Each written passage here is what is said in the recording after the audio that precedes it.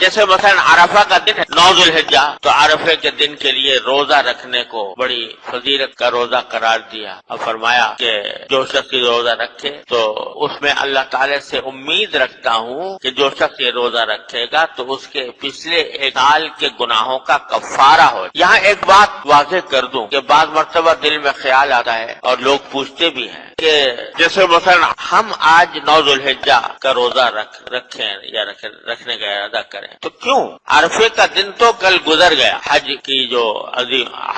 کا جو عظیم ترین رکن ہوتا ہے، سب سے بڑا رکن وقوف عرفات، تو سارے حجاج 25 لاکھ حجاج کل عرفات میں جمع ہو کر وہ رکن ادا کر چکے، وہ تھا درخت یوم عرفہ۔ تو ہمیں بھی روزہ کل رکھنا چاہیے تھا، گزشتہ کل، جبکہ سارے حجاج میدان عرفات میں جمع تھے۔ اور اب تو لوگ جو ہیں عرفات کا وہ منظر اپنے گھروں میں بیٹھ کے دیکھ لیتے ہیں۔ تو وہاں جب لوگ حجاج عرفات میں جمع ہیں، اللہ تبارک و تعالیٰ کے حضور حاضر ہیں، دعائیں کر رہے ہیں، وقوف کر رہے ہیں، تو اسی وقت میں ہم بھی عرفہ یوم عرفہ منا کر اور یہاں پر بھی روزہ اسی دن رکھیں۔ اور بعض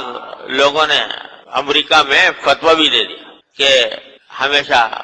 عید الاضحیٰ جو ہے وہ ہمیشہ وہاں کے حساب سے بنانی چاہیے، کیونکہ چاہے 28 دن کیوں نہ ہوئے ہوں، چاہے 29 دن پورے نہ ہوئے ہوں، 31 ہو جائیں، کچھ ہو جائیں، لیکن ان کے ساتھ بنانا چاہیے۔ یہ بالکل غلط بات ہے۔ دیکھیے اللہ تبارک و تعالیٰ نے ہر خطے کے رہنے والوں پر وہاں کے اپنے افق کے لحاظ سے جو حالات پیدا ہوتے ہیں وہ ان کو ان کا پابند بنا۔ آج دیکھو ہم یہاں اس وقت جمعہ کے لیے جمع ہیں، اللہ تعالیٰ کے فضل و کرم سے جمعہ کی نماز پڑھ رہے ہیں، ظہر کا وقت ہے ہمارے پاس۔ امریکہ میں ابھی فجر بھی طلوع نہیں ہوئی، صبح بھی نہیں ہوئی، سو رہے ہیں لوگ وہاں پر پڑے ہوئے۔ جب ہم یہاں فجر پڑھ رہے ہوتے ہیں تو امریکہ میں کہیں مغرب کہیں عشاء ہو رہی ہوتی رات ایک دن پہلے۔ تو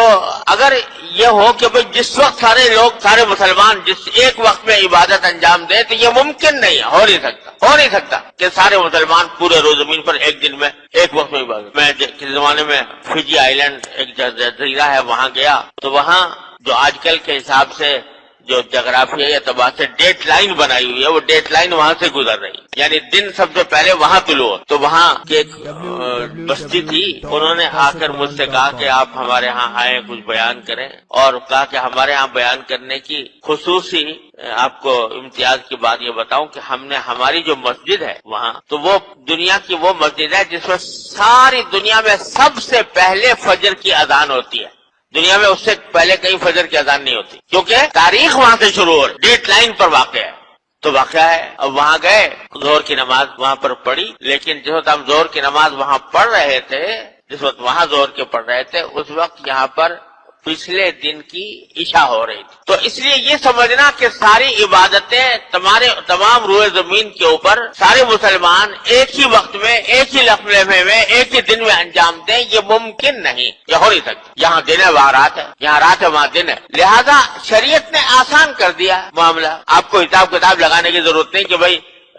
سعودی عرب میں اس وقت کیا ٹائم ہوا ہوگا، لہذا اس کے حساب سے ہم سعودی عرب کے حساب سے یہاں پر ظہر پڑھیں یا عصر پڑھیں یا مغرب پڑھیں، کوئی حساب کتاب لگانے کی ضرورت۔ تم اپنے افق پر دیکھو، تمہارے افق پر کیا پوزیشن ہے، جو افق پر تمہارے پوزیشن ہے اس کے مطابق تم اپنی عبادتیں انجام دے لو۔ تم نے چاند دیکھا؟ نہیں دیکھا، ٹھیک ہے، نہیں، تمہارے اوپر مکلف نہیں ہو، ایک دن بات کرنا۔ تمہارے ابھی دیکھا کہ تمہارے یہاں فجر طلوع ہو گئی، بس نماز پڑھ لو، یہ نہ تمہیں حساب لگانے کی ضرورت نہیں کہ سعودی عرب میں بھی طلوع ہوئی کہ نہیں ہوئی، اور مکے میں جب وہ نماز ہوگی تو سب فجر پڑھیں گے ہم جب مکے میں اذان ہوگی۔ اس کا ہمیں مکلف شریعت نے نہیں کیا، ہمیں اس بات کا مکلف کیا ہے کہ ہمارے افق کے لحاظ سے جو صورتحال ہے اس کے مطابق عبادتیں انجام دیں۔ لہذا اگر وہاں ایک دن پہلے چاند نظر آ گیا اور ہمارے ہاں ایک دن بعد نظر آیا، کوئی فرق نہیں پڑتا، وہ ہمارے ایک دن بعد ہم عید الاضحیٰ منائیں گے، وہ ایک دن پہلے منائیں گے، وہ ایک دن پہلے عرفات میں بیٹھے ہیں، ہم ایک دن بعد۔ تو ہمیں جو حکم ہے وہ یہ کہ جب 9 ذوالحجہ تمہارے حساب سے آئے تو اس وقت تمہارے لیے یہ فضیلت حاصل ہوگی، روزہ رکھنے کی فضیلت حاصل۔ لہذا یہ سمجھنا کہ وہاں تو ایک دن پہلے ہو گیا، ہم ایک دن بعد منا رہے ہیں، یہ جو دل میں خیالات لوگوں کے پیدا ہوتے ہیں، یہ سب اس کی طرف کوئی توجہ دینے کی ضرورت نہیں۔ بعض لوگ اس کو اپنے بذا میں خود یہ سمجھتے ہیں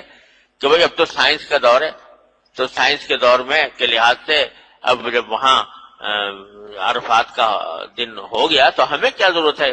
ہمیں بھی اسی کے ساتھ کر دینا چاہیے کیونکہ ارے سائنس کی بات نہیں، سائنس کی الٹی کی بات، اس لیے کہ اگر سائنس کا تقاضا یہ ہے کہ ہر جگہ ہر علاقے میں وہاں کے حساب کا اعتبار ہوتا ہے، وہاں کا افق دیکھا جاتا ہے، وہاں سورج کس پوزیشن میں وہ دیکھا جاتا ہے، وہاں چاند کس پوزیشن میں وہ دیکھا جاتا ہے، وہاں دن ہے یا رات ہے یہ دیکھا جاتا ہے، تو